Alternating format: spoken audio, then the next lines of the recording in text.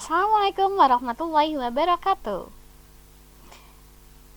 Kembali lagi dalam pembelajaran PKN bersama Ibu Siska dengan materi peran lembaga penegak hukum.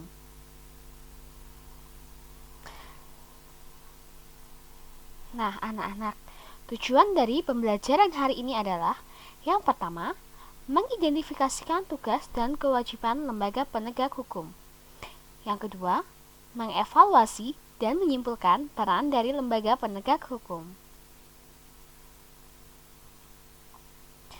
Sebelum kita membahas materi, silakan disimak dahulu video berikut ini.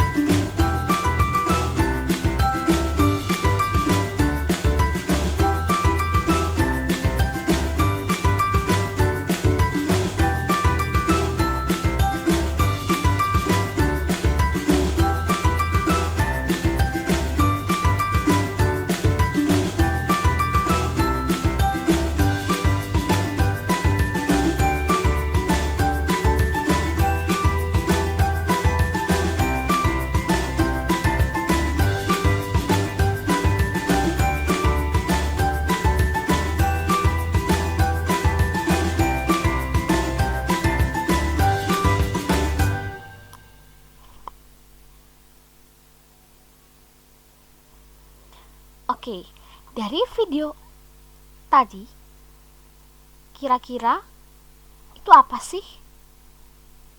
Ya, benar. Video tadi itu adalah salah satu lembaga peradilan yang ada di Indonesia, yaitu pengadilan agama. Dalam sebuah pengadilan agama, tentu kita mengenal yang namanya hakim dan advokat. Nah, hakim dan advokat itu adalah termasuk aparat penegak hukum. Nah, selain hakim dan advokat, aparat penegak hukum itu ada kepolisian, kejaksaan, dan juga Komisi Pemberantasan Korupsi atau KPK. Oke, kita bahas satu persatu terlebih dahulu. Kita bahas kepolisian. Kepolisian Republik Indonesia merupakan lembaga negara yang berperan dalam memelihara keamanan dan ketertiban masyarakat, menegakkan hukum, serta memberikan perlindungan, pengayoman, dan pelayanan kepada masyarakat dalam rangka terpeliharanya keamanan dalam negeri. Berdasarkan Undang-Undang Republik Indonesia Nomor 2 Tahun 2002 Pasal 16, Polri atau Kepolisian Republik Indonesia memiliki wewenang, yaitu pertama, melakukan penangkapan, penahanan, penggeledahan, dan penyitaan. Kedua, melarang setiap orang meninggalkan memasuki TKP. Ketiga, membawa dan menghadapkan orang kepada penyidik dalam rangka penyelidikan. Keempat, melakukan pemeriksaan dan penyitaan surat. Kelima, memanggil orang untuk didengar dan diperiksa sebagai tersangka atau saksi.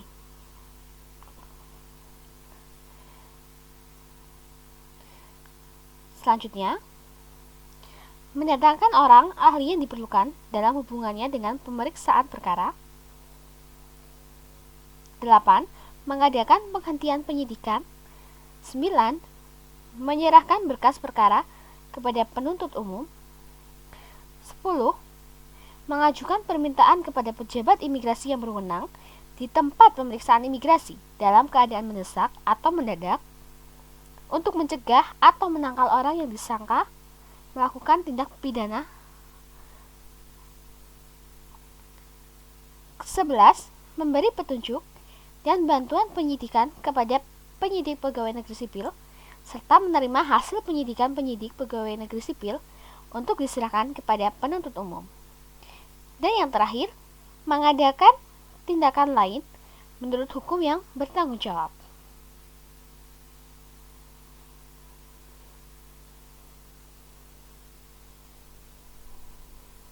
Selanjutnya, Kejaksaan. Kejaksaan Republik Indonesia merupakan lembaga negara yang melaksanakan kekuasaan negara, khususnya di bidang penuntutan. Penuntutan merupakan tindakan jaksa untuk melimpahkan perkara pidana ke pengadilan negeri yang berwenang, sesuai dengan undang-undang dengan permintaan supaya diperiksa dan diputus oleh hakim di pengadilan. Tugas dan wewenang kejaksaan. Yang pertama, dalam bidang pidana, yaitu melakukan penuntutan, melaksanakan penetapan hakim dan putusan pengadilan yang telah memperoleh kekuatan hukum tetap, melakukan pengawasan, melakukan penyidikan, dan melengkapi berkas perkara tertentu. Dalam melengkapi berkas perkara tertentu, jaksa berhak memanggil tersangka untuk penyidikan. Selanjutnya, tugas dan wewenang kejaksaan dalam bidang perdata dan tata usaha negara, yakni kejaksaan dengan kuasa khusus dapat bertindak baik di dalam maupun di luar pengadilan untuk dan atas nama negara atau pemerintah. Sementara dalam bidang ketertiban dan ketentraman umum, seorang jaksa memiliki peningkatan kesadaran hukum masyarakat, pengamanan kebijakan penegakan hukum, pengawasan peredaran barang cetakan, pengawasan aliran kepercayaan yang membahayakan NKRI, pencegahan penyalahgunaan atau penodaan agama, dan penelitian dan pengembangan hukum serta statistik kriminal. Jaksa harus senantiasa bertindak berdasarkan hukum dengan mengindahkan norma-norma keagamaan, kesopanan, kesusilaan, serta wajib menggali dan menjunjung tinggi nilai-nilai kemanusiaan yang hidup dalam masyarakat, serta senantiasa menjaga kehormatan dan martabat profesinya.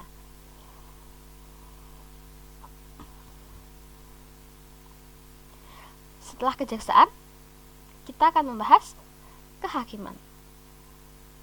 Berdasarkan Undang-Undang RI Nomor 48 Tahun 2009, menyatakan kekuasaan kehakiman di Indonesia dilakukan oleh Mahkamah Agung. Lembaga kehakiman berperan sebagai penegak keadilan dan dibersihkan dari setiap intervensi baik dari lembaga legislatif, eksekutif, maupun lembaga lainnya. Hakim berdasarkan jenis lembaga peradilannya dapat diklasifikasikan menjadi 3 kelompok, yakni hakim pada Mahkamah Agung disebut Hakim Agung, hakim pada peradilan yang berada di bawah MA, antara lain pengadilan umum, pengadilan agama, peradilan militer, dan peradilan tata usaha negara. Dan hakim pada Mahkamah Konstitusi yang disebut dengan Hakim Konstitusi.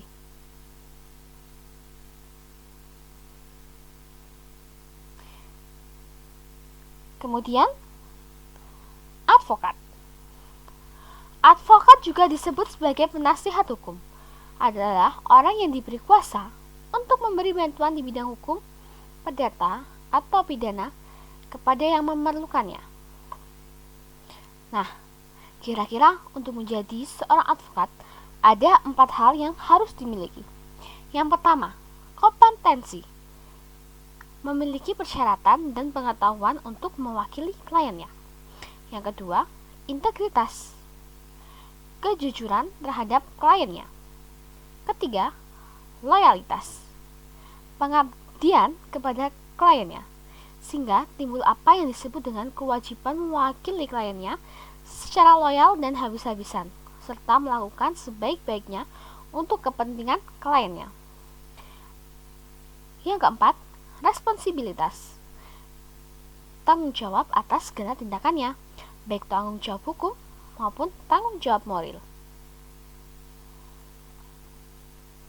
Nah, sebagai seorang advokat, dia memiliki hak-hak tertentu yang dilindungi oleh undang-undang.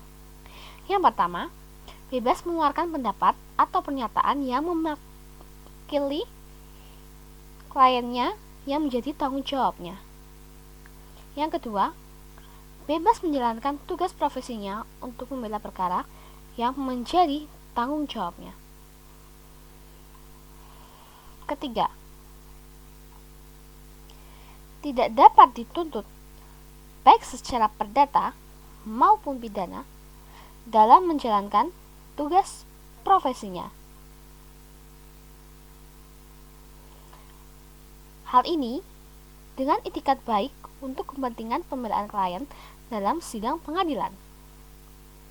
Keempat, berhak memperoleh informasi, data, dan dokumen lain baik dari instansi pemerintah maupun pihak lain yang berkaitan dengan kepentingan tersebut yang diperlukan untuk pembelaan kepentingan kliennya sesuai dengan peraturan perundang-undangan. Kelima, berhak atas kerahasiaan hubungannya dengan klien, termasuk perlindungan atas berkas dan dokumennya terhadap penyitaan atau pemeriksaan dan perlindungan terhadap penyadapan atas komunikasi elektronik advokat. Yang terakhir, tidak dapat diidentikan dengan kliennya dalam membela perkara klien oleh pihak berwenang ataupun masyarakat. Yang terakhir, aparat penegak hukum adalah KPK atau Komisi Pemberantasan Korupsi. Tujuan dibentuknya KPK dalam Undang-Undang Republik Indonesia Nomor 30 Tahun 2002, yakni untuk mengatasi, menanggulangi, dan memberantas korupsi. Tugasnya, koordinasi dengan instansi berwenang melakukan pemberantasan tindak pidana korupsi, supervisi dalam melakukan pemberantasan tindak pidana korupsi, melakukan penyelidikan, penyidikan, dan penuntutan terhadap tindak pidana korupsi, melakukan tindakan pencegahan tindak pidana korupsi, dan melakukan monitor terhadap penyelenggaraan pemerintahan negara. Wewenang dari KPK adalah mengordinasi penyelidikan, penyidikan, dan penuntutan tindak pidana korupsi, menetapkan sistem pelaporan dalam kegiatan pemberantasan tindak pidana korupsi. Ketiga, meminta informasi tentang kegiatan pemberantasan tindak pidana korupsi. Kelima, melaksanakan dengar pendapat, meminta laporan instansi terkait pencegahan tindak pidana korupsi. Nah, kelima itu adalah aparat penegak hukum yang berada di Indonesia. Anak-anak, kira-kira dari kelima tersebut, adakah salah satunya cita-cita dari kalian? Jika ada, yuk mari kita berusaha, kita wujudkan cita-cita kita dimulai dari sekarang. Nah, sekian penjelasan dari Bu Siska mengenai aparat penegak hukum di Indonesia. Apabila ada hal yang kurang berkenan, mohon maaf. Dan terima kasih telah menyimak penjelasan dari Bu Siska. Bu Siska akhiri. Wassalamualaikum warahmatullahi wabarakatuh. Sebelum itu, ada kata motivasi untuk kita semua.